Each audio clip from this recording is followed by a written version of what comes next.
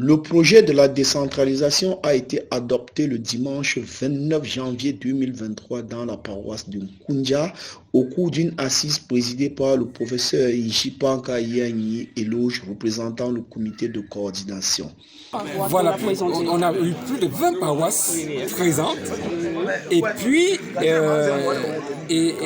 tous ceux qui ont été présents ont validé le projet de la décentralisation. Et donc, je demande donc à ceux qui n'ont pas été présents avec nous, ils vont recevoir copie et ils vont également se rapprocher de nous et intégrer le réseau des paroisses décentralisées de l'Église évangélique du Cameroun.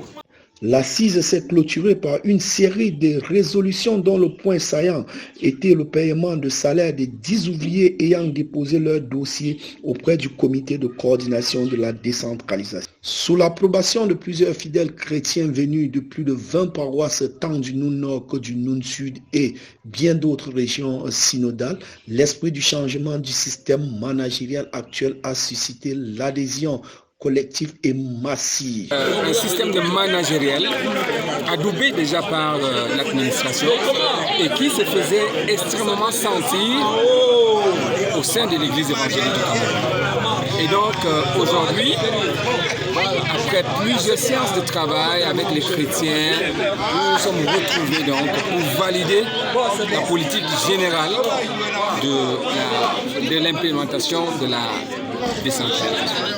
Des témoignages concrets faits par les ouvriers victimes du favoritisme, de l'injustice et de l'inégalité nourries dans l'Église évangélique du Cameroun par ses dirigeants. La cérémonie était riche en sons et couleurs avec le grand maestro dans ses beaux jours. C'est un début historique pour le changement de donne dans une église où la spiritualité reviendra à désormais. Le communiqué final sera mis à la disposition du public dans les prochains jours.